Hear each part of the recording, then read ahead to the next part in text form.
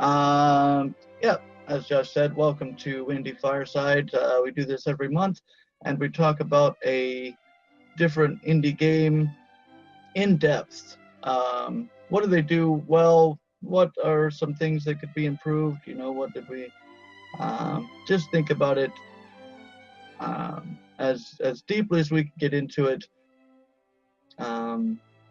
And so, yeah, that's what we do here, kind of like a book club for indie games. So this time we are talking about Dark Silence, which is a free game that you could get on Game Jolt, so no reason not to get it.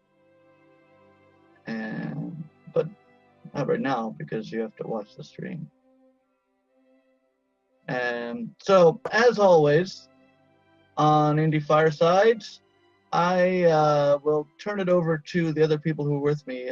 We have Zach and Dave also on the stream. And I always turn it over to other people first, and I always give the instruction that we talk about all of the good things first. We talk about what we liked about the game, what they did well first, and then later on, after we've built them up, then we knock them down. No, not exactly, but we we talk about the things that might have been improved upon after that. So which of you wants to go first? Who has something they really want to say? I can be real short because I didn't get very far into it. I thought that the graphics looked very well. The game looked promising and interesting. I got far enough in to die the first time, and that's really as far as I got before I had to stop and join the call. We're focusing on good things, so I'm trying to hold back the problems that I had. Sure. As I said, I think it looks like a promising game for the little bit that I was into it, and the very good graphics come at its own cost. I'll just say that and then leave it at that. Okay. And Zach? So yeah, I also thought the graphics were, I guess I would say just sort of for what, I guess for like an indie title, it looks very good.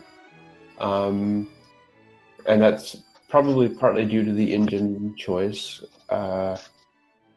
I thought that the blur, the sort of like depth of field effect was done to well. It was done to good effect. The tracking shots where you sort of are running along and you follow the camera, and that was. I would say that there's some quality in here. There's some good skill that went behind this game, planning out the shots. I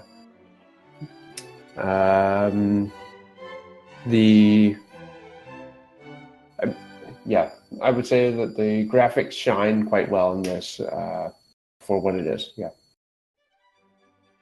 Yeah, and I will also agree. I think that's the first thing that anyone is probably going to say about this game right ever is that graphics quality was very, very high. And I will add to that not just the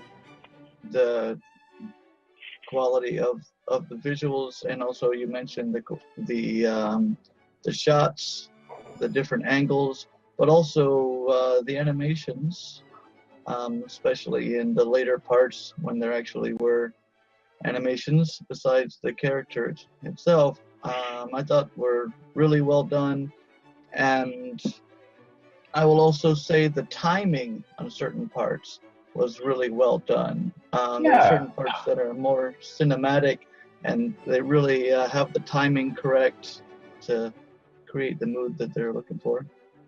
Yeah, I can't agree more, right? So I guess I want to reiterate that it has sort of a cinematic quality to some of the to the camera shots, and the timing is excellent in terms of being like a shock horror, like a startling horror sort of game.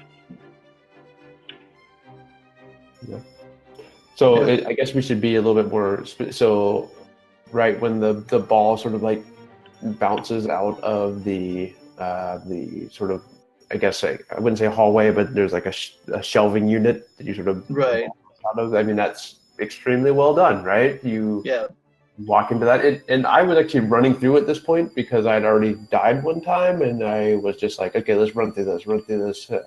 We got a little bit tired, but the fact that that ball like bounced out and it bounced out behind me, I was just like, whoa, what the heck? You know, it was a good moment in the game. Yeah. And I guess I keep forgetting that we're Indie Fireside here. We don't care about spoilers, so I'll go into more detail. Yes. The bunker area has the lighting, the way that the timing of when the lights go off and then coming back up, and the shot, the shots of her climbing along the walls or standing in front of you. I thought that whole sequence was just timed to perfection. And in that same scene, I guess one of the things I really liked was so they had like the press E to interact prompt up during that section where you're getting freaked out, and the fact that just the game sort of goes into this purposeful glitch where like the E gets all discombobulated and upside down, and I assume we all saw that. It wasn't just me.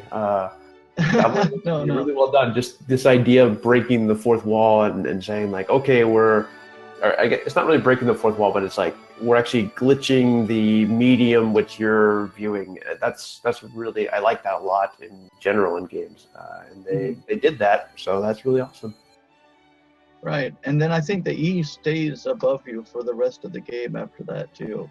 Oh, I didn't notice that actually, but okay. Yeah. At least it did for me, unless that was an actual glitch. But I had an E above me no matter what, until all the way until the end.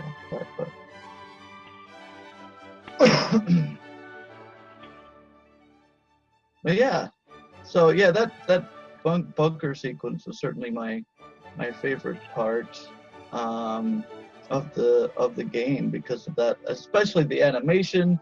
The animation was so well done.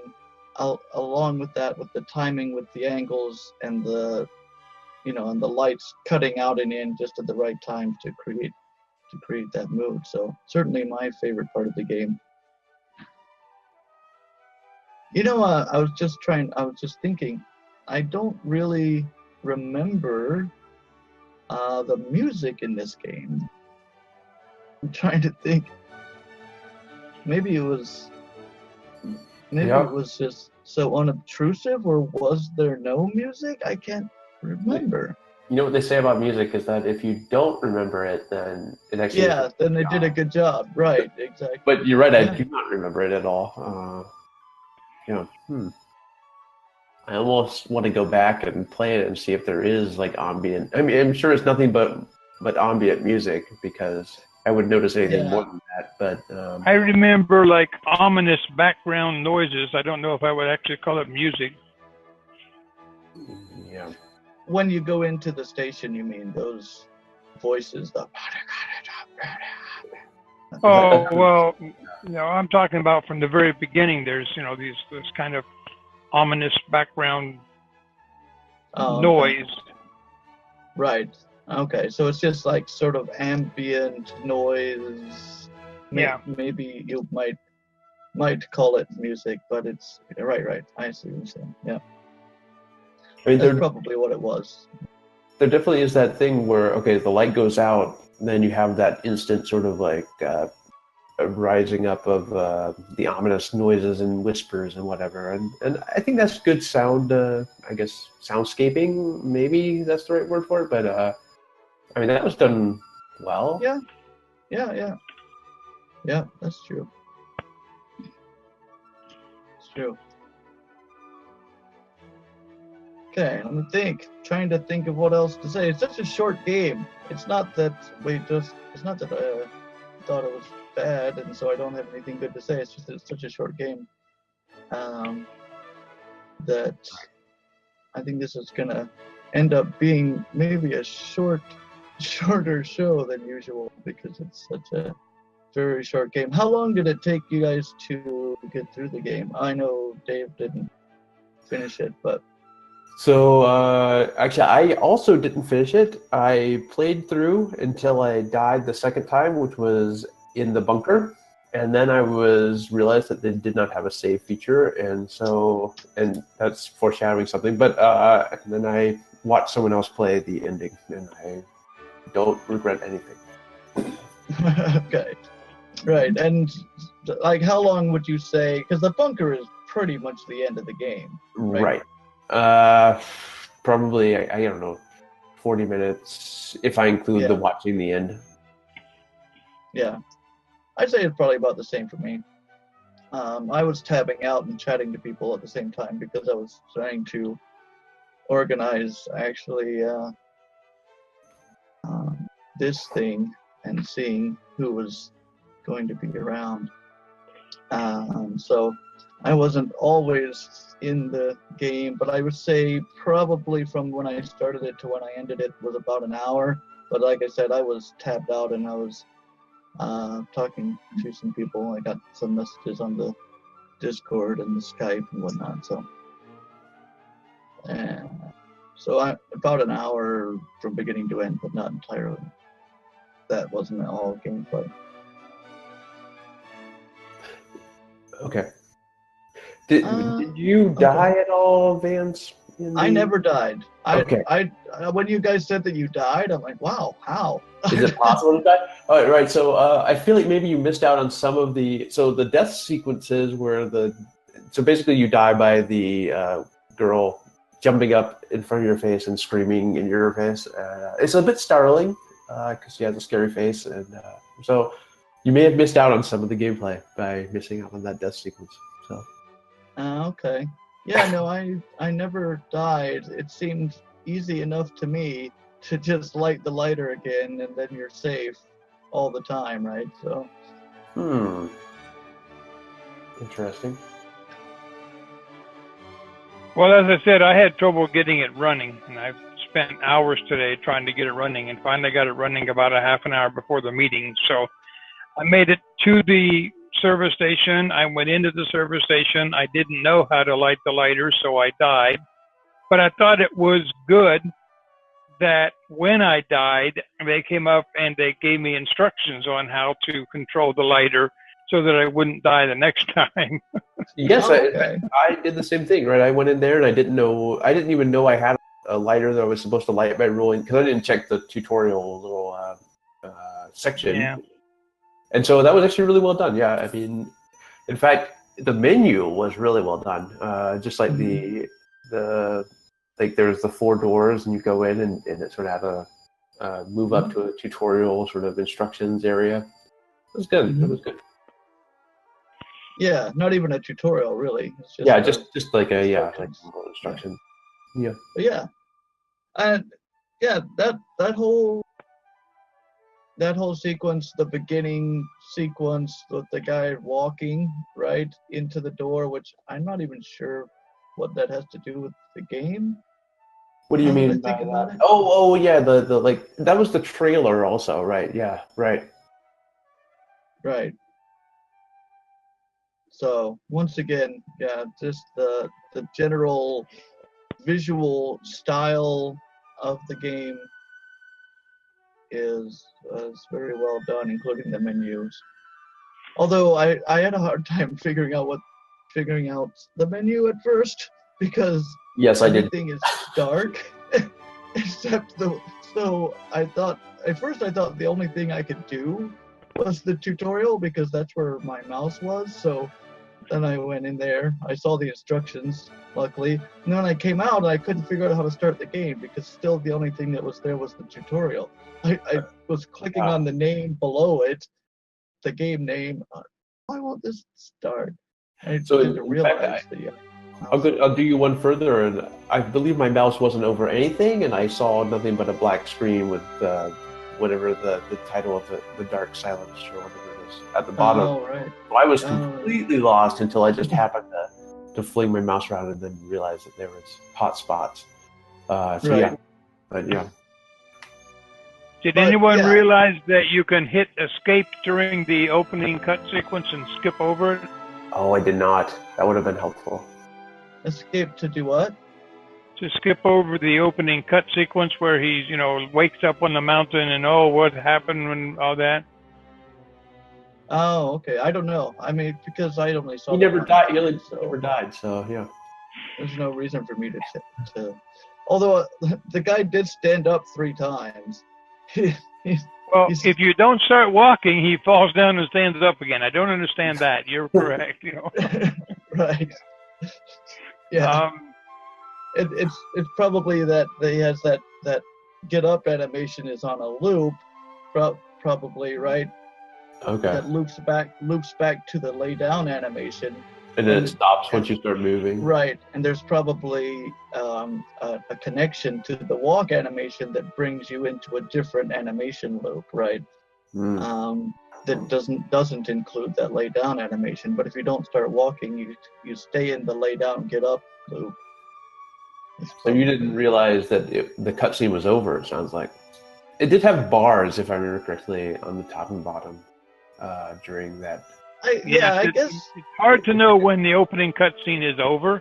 After a few times, you realize when the guy stands up, if you don't move, that's you're not going to get any farther.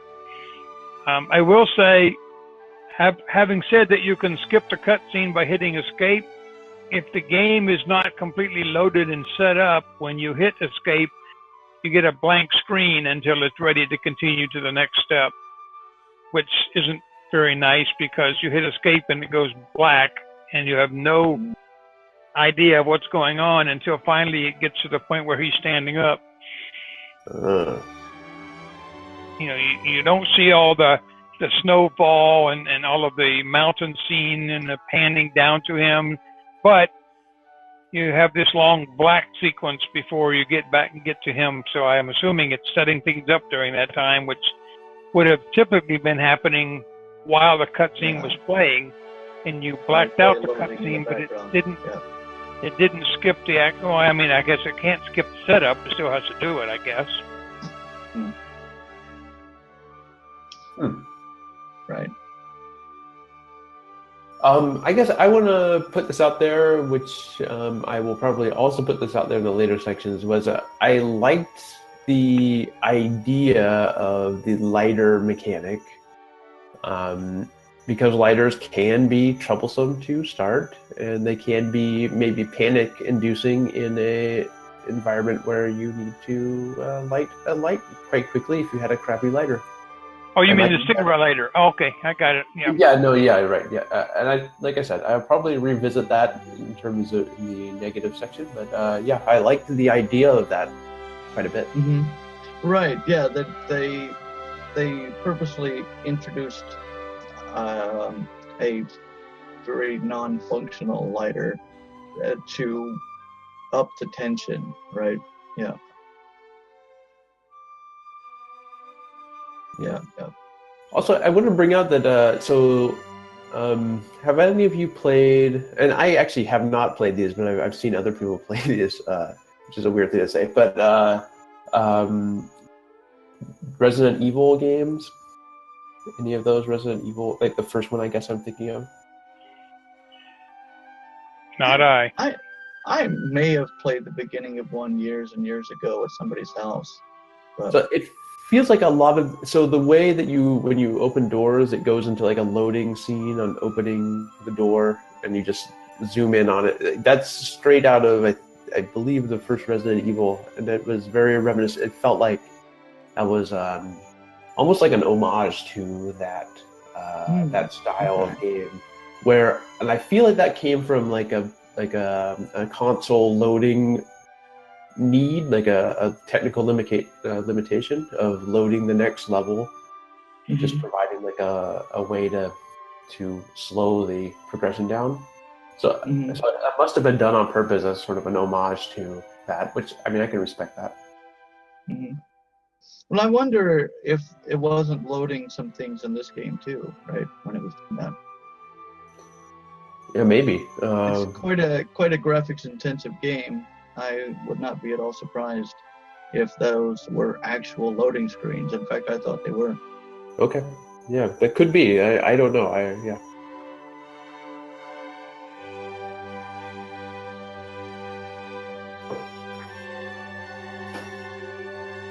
Okay. I guess we will go to the more critical side, unless anybody else has anything else to praise the game on they can think of. The best compliment I can give it is that even though I only got to play it for about 10 minutes and died, I thought it was interesting enough to want to go back. So that's a good thing. Well, that's a pretty good compliment, actually. You died when you first went into the gas station, right? Yes, because I didn't light the lighter, and so she killed me right off in the gas station. Yes. So that means you felt intrigue of some sort in terms of what was coming in the story in general of finding your brother, or. Well, I knew there was a brother, and I didn't know it was a she until I just heard this conversation. But I just know that. Oh yeah, the villain, right? Yeah, I guess. Yeah. I went in. I found the teddy bear on the counter, and then all of a sudden, this banshee-looking character popped up in the middle of the screen, and then it went black, and then it said I was dead, and it gave me the option to restart. That is nothing like what I died as. I just didn't turn on the light, and then I didn't find, and then eventually they killed me. Oh, well, I saw a blinking light over on the counter, so I walked over there, and there was a teddy bear, and I picked up the teddy bear, and then some music played. I don't know if the teddy bear had a music box in it or what, but a little bit of like, music box kind of music played, and then all of a sudden she popped up and filled the screen, and then it went blank, and then it told me I had died. Oh. I didn't even, in fact, later on in the game, I didn't notice it there. It probably was there, I just missed it. I never noticed a teddy bear. But music was a big cue in this game, actually. There was like a recurring theme of the, yeah. And in fact, he even mentions the music at some point, right? Yes, in particular, it mentions the music in the sort of the follow-on teaser for the next installment. Right. Yeah. Which, of course, I only saw someone else play, but right. Yep.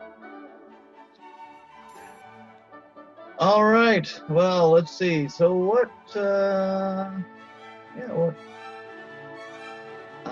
might be the downside? It takes a whole lot of horsepower to play this game. Oh, your system wasn't able to handle it?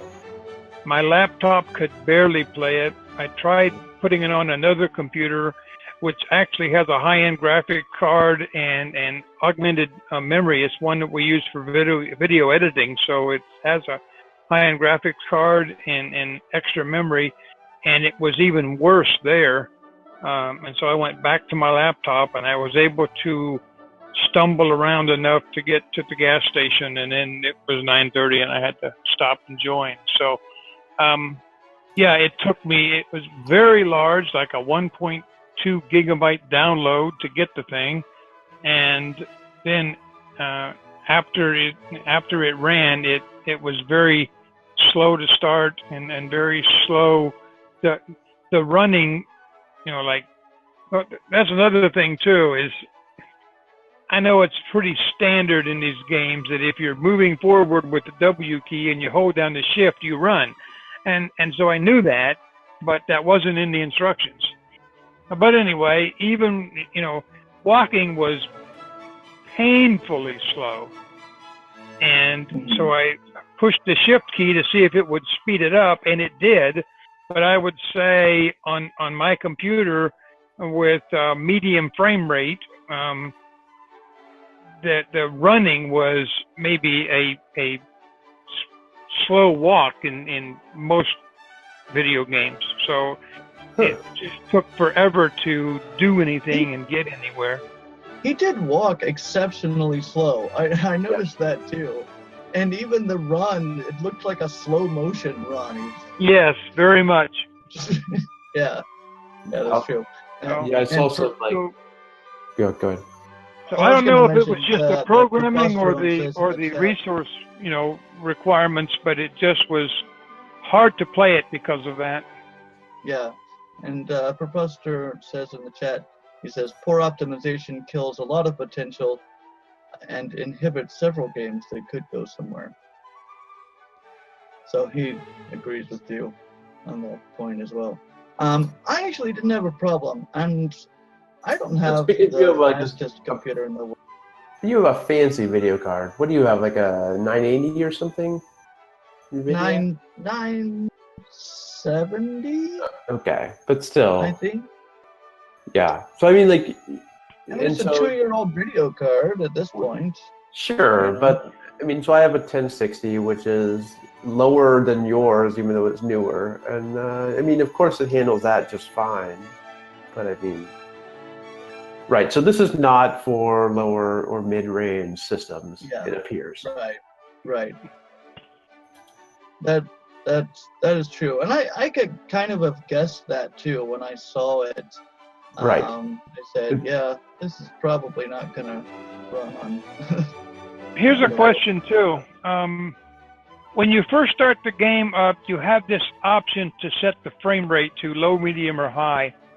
And then later on, you go to the options screen, and you have a bunch of options to set the what do you call it? How complex the video is in certain areas. How much detail you have in different video areas. But I chose the low frame rate when I tried to do it on my desktop, the one that has the higher video card and the more memory. And I found out that was a mistake because the frame rate has a lot to do with how fast the thing progresses. So the walking and the running were even horribly slower. And I couldn't find a way to change that option once I set it. So go back and say, no, I want a higher frame rate. I couldn't find that. I could find where I could make the resolution higher and stuff, but I couldn't change the frame rate once I had started the game. Yeah, I never opened that option screen. I had it on the highest settings the whole time, but like Zach pointed out, I suppose I have a pretty good video card, so. I also selected the highest settings, and in fact, I noticed that, so one of the settings is volumetric fog, and I set that on, and it didn't cause me any problems. But when I watched the Let's Play to see the very ending, they didn't select volumetric fog, and it looked a bit crappy, actually. But yeah, so I feel like the person who designed this, they wanted like a particular graphics style and fidelity, and so if you go highest, then you get that, and if you don't, then you probably have quite a bit less than that. Yeah, and I actually don't know what it looks like at the really medium and lower settings, because maybe I should have started it up on the medium and lower, because I only know what it looks like on the highest settings, and it looks pretty damn good. But yeah, maybe there's a significant detriment to lowering those settings, which would of course be not good for people who couldn't run it on the highest settings.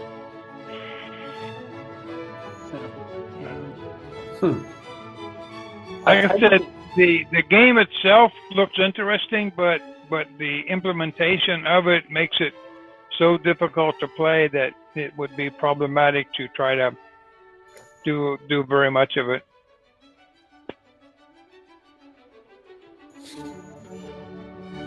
Yeah. I actually, so when I played this, I felt that, so I don't know the history of this, and I tried to look at the history of this game, and I didn't find much at all in terms of who developed it or what they developed it for. But if this was, say, for a game jam or like a class project, if you were in some sort of game development program, like this is an exceptionally good senior project. Oh, sure. Absolutely. Yeah.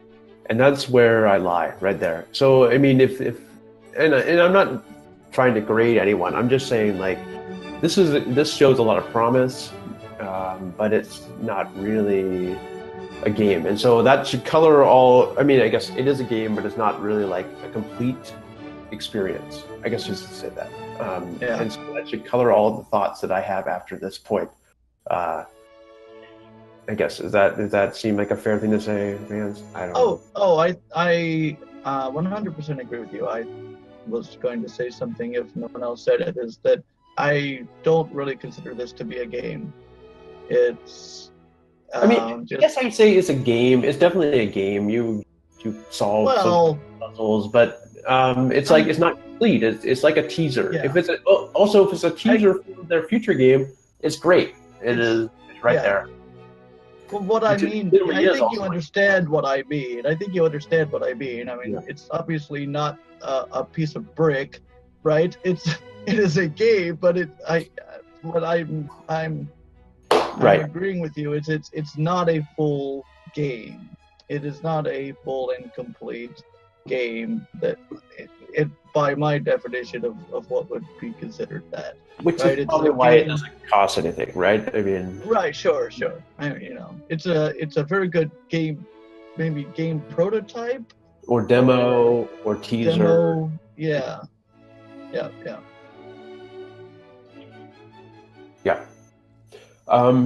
So okay. So with that in mind, it's just pretty awesome with that in mind. However, so I had like. I don't think I would call them glitches. I had a lot of trouble lighting the lighter. I don't know if other people had trouble lighting the lighter. That's the core mechanic of the game. And by trouble, do you mean it didn't light a lot of the time? So my understanding, so I guess if we take a step back, if you've ever used a lighter, it's a crappy lighter. It's like a luck of the draw. You try it and it works or it doesn't work.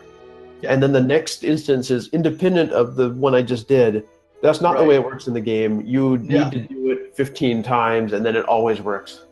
It was 8 times. 15 times, or I don't know. I didn't count. I actually counted. It was always 8 times. Yeah. Okay. So that's like that. So that's a really crappy implementation of this mechanic. Because it has so much potential if it was somewhat more and it random. became so predictable.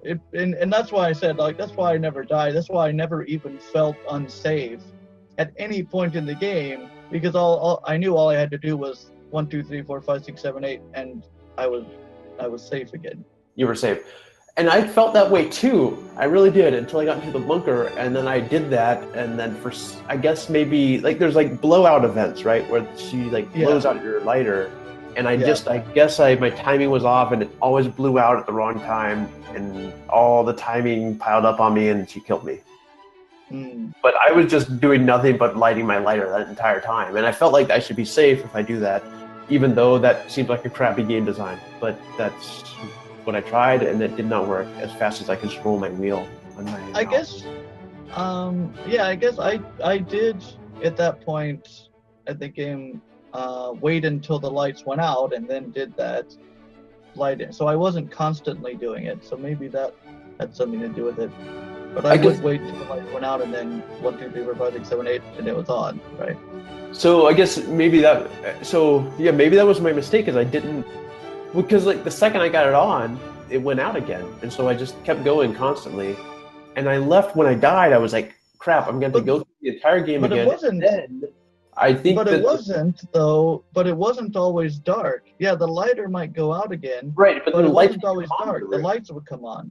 So yeah, I And the was lights would go out again, and then you'd light it.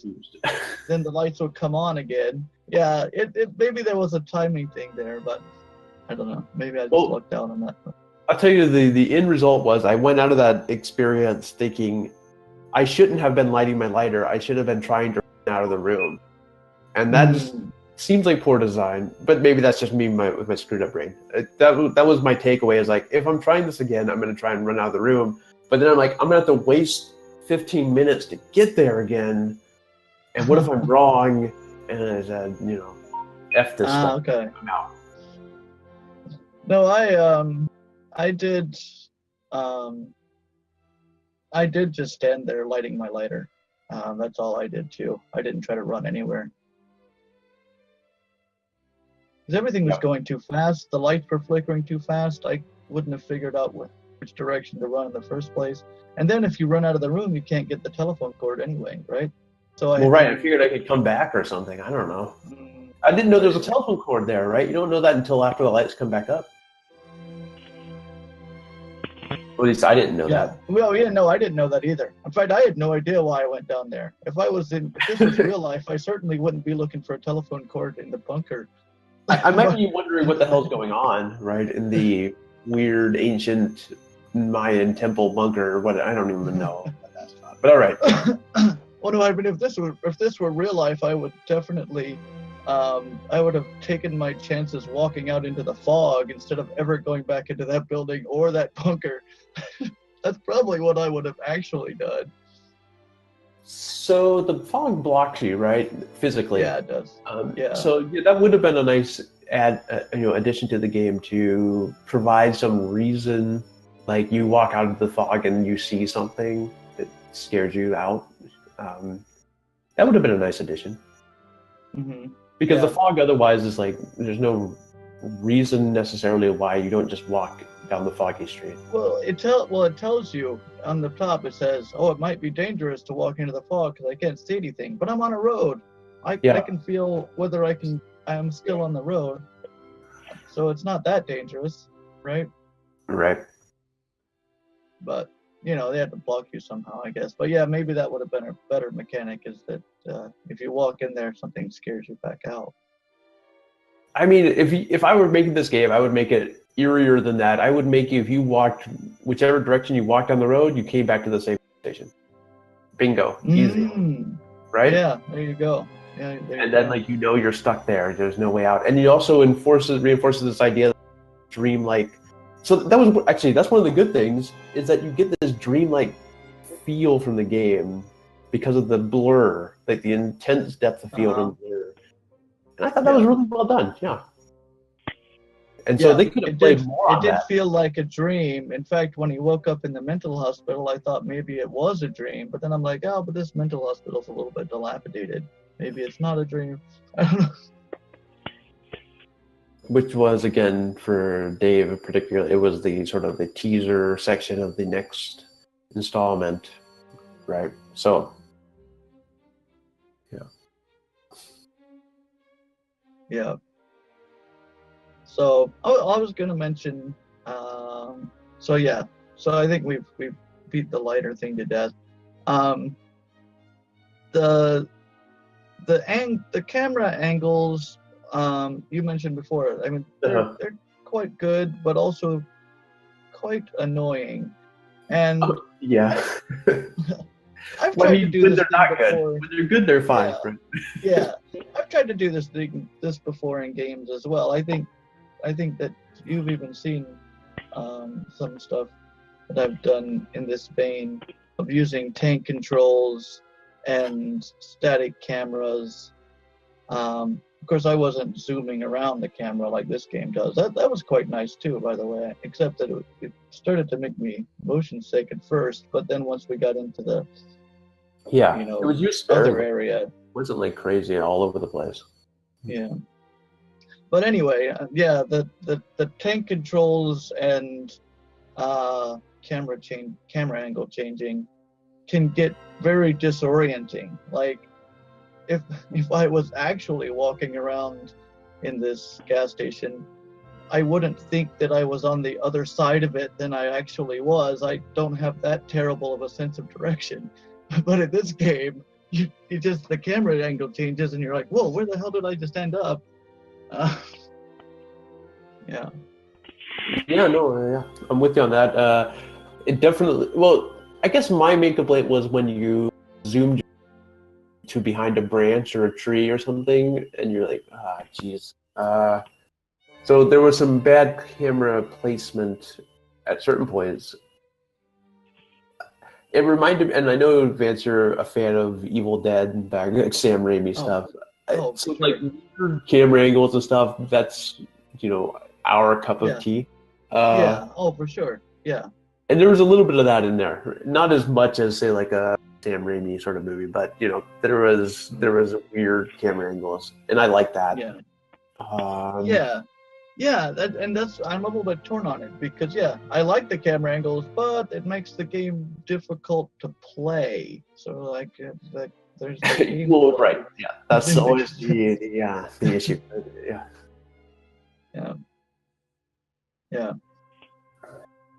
I had a fairly difficult time finding out that you could go through that window in the bathroom. Oh yeah, okay. The whole rest of the game just like railroaded you through it. It was like simple, just go here, go here, go here, go here. But that bathroom window, for some reason, I just wandered around for far too long throughout that gas station before I figured out. And I went in and out of that bathroom. I even went back outside. I went back up the mountain. I'm like, did I miss something back up here toward the beginning? So that's interesting because I lucked out and I just found it right away. But when I watched the Let's Play video, that person almost missed that window, and I'm like, holy crap! Do not miss that window because you're never gonna find it again. Because they were sort of just floundering around. They almost walked out of the bathroom. So yeah, no, it seems like an easy one to miss. Yeah. Because it doesn't. I mean, it looks like a window. Like no reason I should think that I should climb through the window. In fact, it seems more likely that I would just climb over the fence that's outside, but you can't do that. Because I saw that there was that thing to find on the other side of the fence. There was a thing, like the flashing shoe? Yeah, the flashing shoe. Like, I saw that there. I'm like, there's clearly something here. How do I get over the fence? Why can't I just climb over the fence like a normal person? So yeah, that's another thing that I like. In this game, it needed the flashing, this is an object glitter. Of course, you kind of always need that in photorealism. Yeah. So at least they did that, right? I guess otherwise the game would be so dark. I mean, there's no way you're going to find anything in the dark. Right. I guess there is a bigger question. How would you ever notice a shoe underneath a bunch of grass and stuff? You're not going to see it. But yeah. Well, I mean, if it were bright enough, if it were daylight, you could just make the shoe a brightly colored thing that stands out against green, right? Right. Okay. Like red, for example. For people who aren't that particular kind of colorblind, right? Right. That's true. You'd have issues there. Maybe you'd have to have an option to turn on or off flashing objects at that point. But okay, I want to say my little thing here. So, okay. First thing is, there's not a lot of info on this game out there, and I think it's because it's kind of someone's pet project, either for a class or for a game jam or something like that. But at some point, like the tentacle stuff and so when you go into a menu, you see like weird tendrils coming out of the menu. Yeah, which never really came to fruition. Yeah. Right, and the little video at the beginning where the tentacles are coming out of the door or something like that. I was thinking Lovecraft, and that is not what this game is. Right, I think. I guess. I mean, no, it's clearly Asian horror. Right. It's like Dread Out or something like that. It's like, yeah, scary dead kid stuff, right? It's yeah, like the ring, all that stuff. So yeah, that colored my perception of a lot of the game because the problem was that there's another game I believe that's called Dark Silence, or what? Wait, what is this one called again? Dark Silence, right? Yeah. Right, Dark yeah. Silence. That I think it said something about Lovecraft, and so that messed up my perception of this game. So that's unfortunate. And when you got to the weird door in the that was ancient, then I was like, oh, this is where it's going to start. This is where I'm going to get some sort of weird ancient god sort of stuff. And yeah, so I guess what I'm really saying is that my perception of this game was all effed up because I had the wrong intention coming into it because there wasn't enough information of what I was getting into. That would have been nice. A little bit of like context. What am I getting into? Yeah. What am I expecting? Well, I tried to look up stuff about this game too, but yeah, it's it just comes out of nowhere. Like, yeah, who knows who made it, why they made it. I would say to this developer, like, toot your own horn a little bit. I mean, this is pretty good stuff. Let people know like what you're and there is like a little blurb there. And if I'd read the blurb and believed the blurb, I wouldn't have had the thoughts that I had. Like, I don't understand the neo-noir part of. I don't understand much of their description, but it didn't say anything about Lovecraft, and so I don't know why. I just read that and believed it, and I would have been okay. Yeah, but the tentacle thing was confusing because that didn't feature into the game at all. There was no tentacles in the game. There were no monsters of that variety. It was a basically stock Asian ghost. Your run-of-the-mill stock Asian ghost was the villain of this piece, right? Mm-hmm. So yeah, I don't know where neo-noir actually fits this. I guess Midwestern makes sense because the setting maybe looks.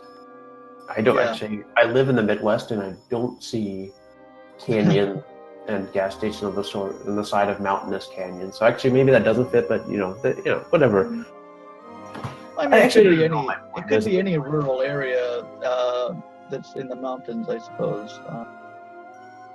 I guess my point is, this developer should have gone out and sold his little piece of work more, because I think that it was good, and I think that it would have been better if he sold it a little bit better, sold it more, I guess. Yeah, or at least put some information out there about him and whatnot. I mean, there are a lot of Let's Plays on this game, so clearly he got it to some people. People found out about it. But then now you try to search for him, and you're like, "What's this? Who is this guy? What's he doing?" I can't find anything, and you're like, "Well, that's a kind of a missed opportunity for him." I think he uses a handle instead of a name, and that handle has been used by other people. That's problematic. Yeah. Right. It's a bummer.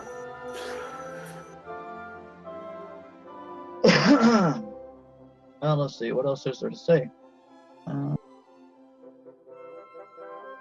Do you know what the core story of this game is? Because I do not. Like, what happened? I have no idea. I only know what's in the game. Right. He and his brother were in a car, and then inexplicably he woke up on a mountain, and he's searching for his brother, and the ghost at the end says, "You will succumb to the darkness like the other one," in which we assume that to be his brother, so his brother is probably dead. So there's absolutely no explanation about how they got there. What's I guess the dark secret that caused all this is, I mean, there's like pictures of kids in the office, which I don't know. There's a milk carton you can pick up that has a description of a missing girl on the back. I missed that. Right? Okay. The child's shoe. There's like a hook with Bobby names on it. Bobby and Michael or something. Yeah. I don't know. There's clearly like a missing kid thing going on, and I don't know if it's like a pedophile thing or like a kidnapping. Well, there was that mound of dirt that they were digging a hole. Wait, where's that? What are you talking about? There's a in mound the backyard. In the backyard, there's this hole with a mound of dirt, and you walk up, and it says, "Obviously, someone's been digging here recently. I don't want to know why."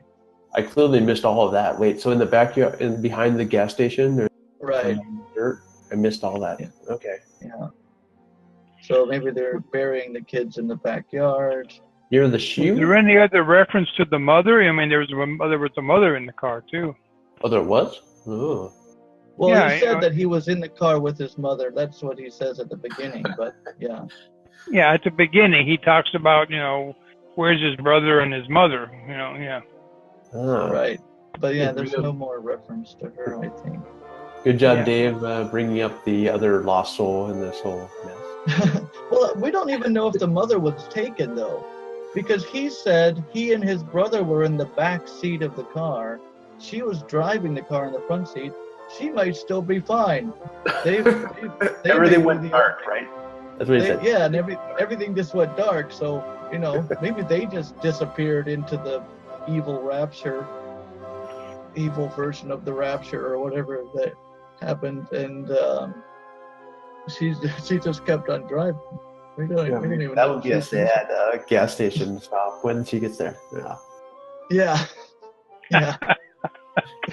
Oh, that reminds me of a dog story. But anyway. That sounds like a sad story. Okay. Yeah, we were driving with the dog in the back seat of the car, and we stopped to change drivers. And while we were changing drivers, the dog jumped out, and nobody noticed. And we were like 20 or so miles away, and turned around, and the dog's not in the back seat. So yeah. So how long before she noticed her two kids were gone? Yeah.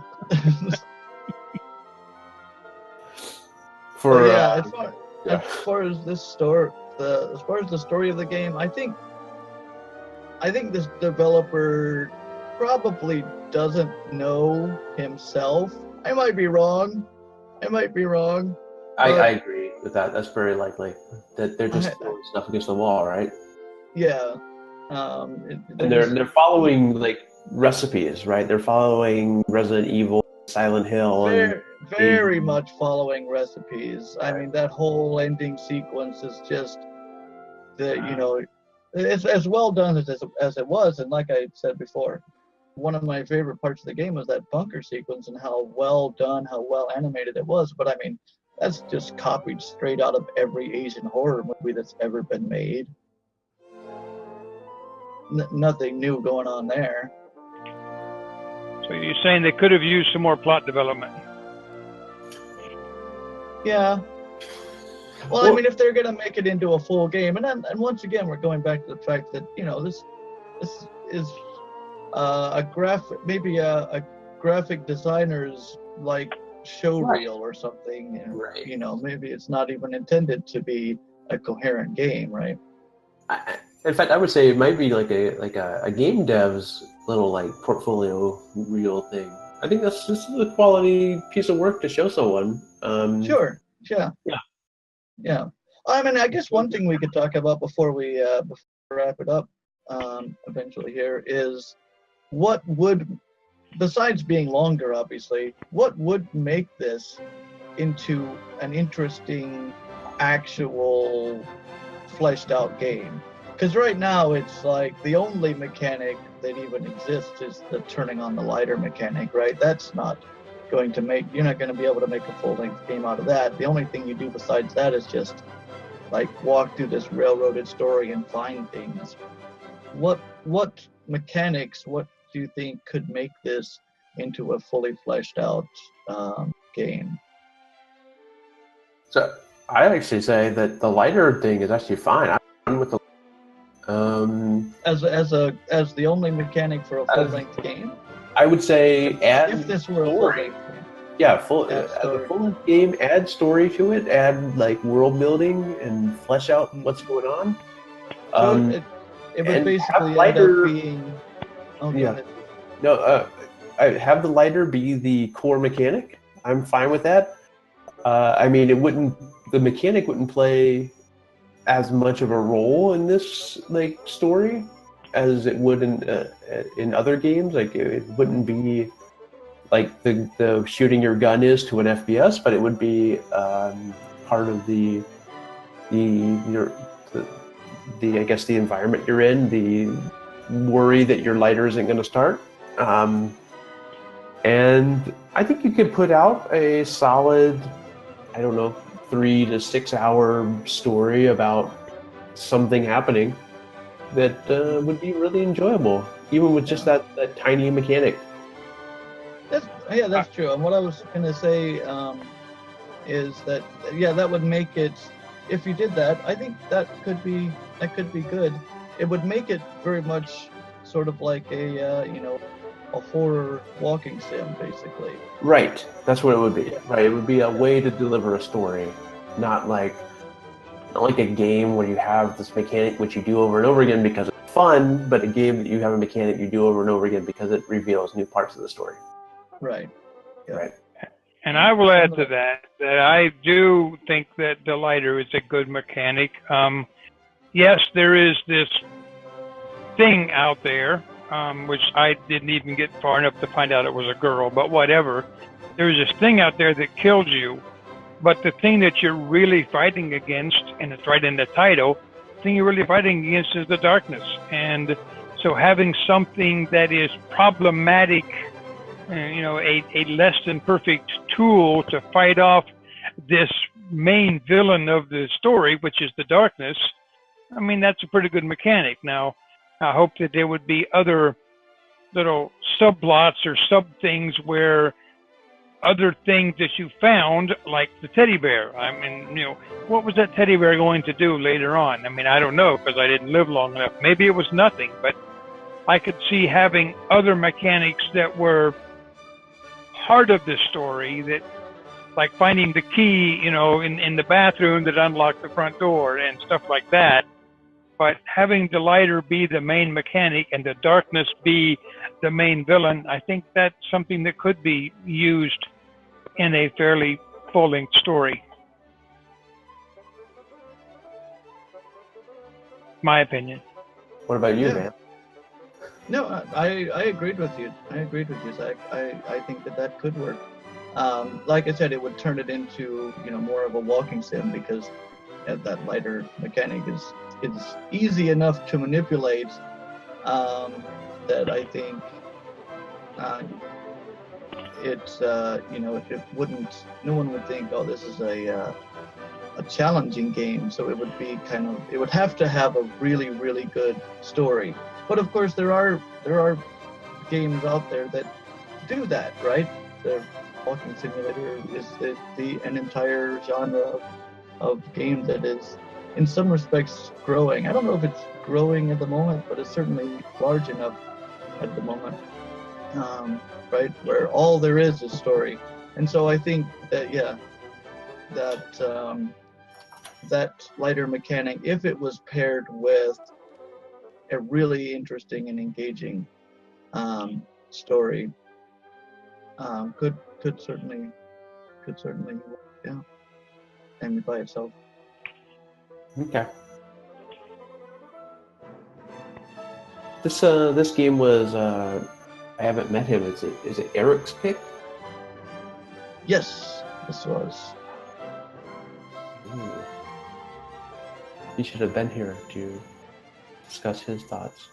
I think he's busy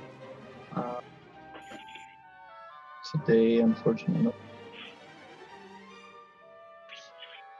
I hope we're not missing anything that's really profound and interesting. I'm trying to think. What else is there to say? I think we've covered most of it. Really excellent graphics, amazing, visuals and animation.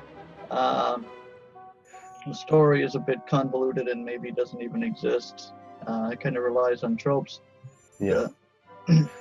I wanted. So I talked to you just for a second before, or a few minutes before this taping.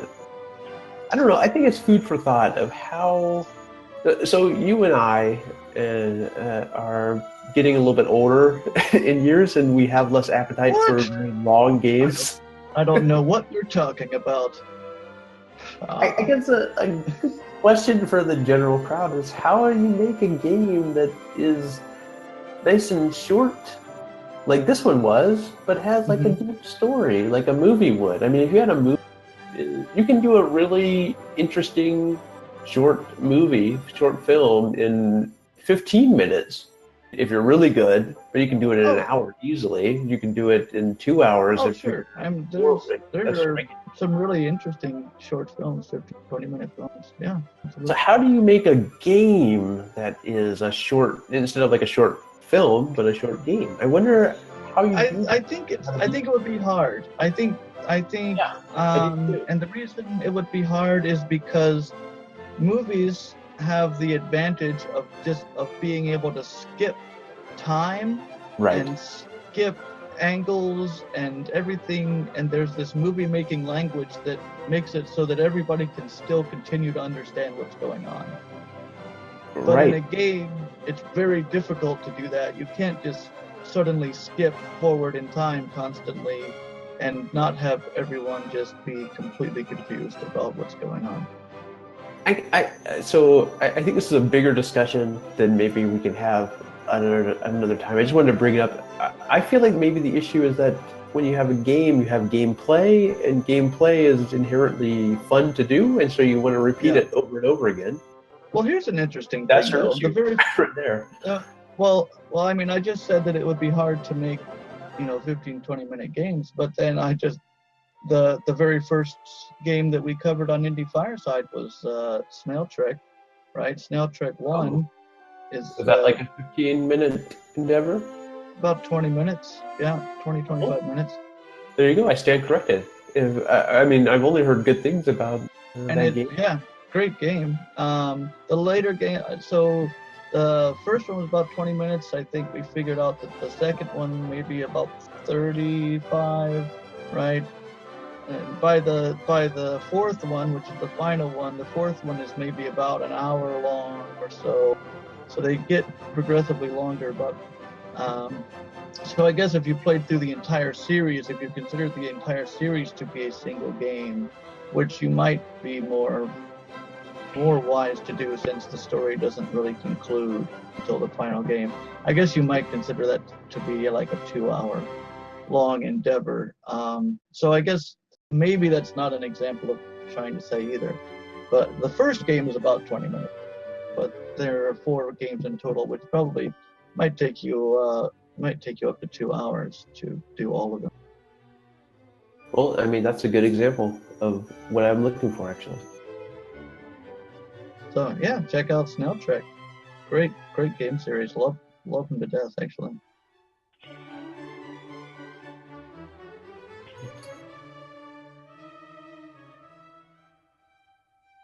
Well, I think that might be it. That might be all we have to say for today about Dark Silence. If anybody has anything more to say about Dark Silence, feel free to continue the conversation in the Discord if you'd like. Yep, buddy. Let's make sure that I'm not missing anything in chat. Yeah, Professor says, movies can get away with implications for storytelling. Cannot. I think that's true. Wait, what did you call him? Who? Did you call him Professor? No, Preposter Town? I'm not sure what. His name's in green, so I can barely read it. It's in light green, so I can barely read it anymore. That's his. He is now Preposter Town, so that's fine. Well, thank you, Zach and Dave, for stopping by with Vance and talking about the game. As always, is appreciated. And thank you, Vance, for leading us once again. Episode 7, I believe this is 6. 6. Yeah, 7's coming up. I put 6 into this thing, but I forgot just now. Yeah, so we've been doing this for half a year. Yeah, 6 buddy. months now. Yeah. So July 1st will be your decision. Yeah, I guess that's mine. Yeah. Vance will pick a game unless Zach wants to pick a game. No, I don't. No. Okay. Yeah, I'm still filling out. All right, still filling it out. All right, I'll pick a game then. So yeah, Vance will pick a game, and on July 1st, we'll announce that in the Discord and on Twitter. And yeah, I think that's it. Then we'll discuss it in the Discord a little bit, but then of course the last Friday of every month is Indie Fireside. So real quick, I just want to make an announcement to anyone who's listening to is that because you mentioned this being Eric's game. Eric, unfortunately, due to life situations, is not able to do the podcast and also Indie Fireside any longer, which means that sucks, but it means that we are also looking for one or two co-hosts for Indie Game Riot podcast, and which also gives you the Indie Fireside opportunity to pick a game occasionally. Yep. So if anyone is interested, let me know. You need, of course, a good webcam and microphone and be able to hold a conversation. And love indie games. That'd be good too. Anything else that you want to say, Vance? No, but thank you for joining us, and I hope you'll join us next time. And take care. Have a good month, and check out the IGR podcast as well as this. See ya.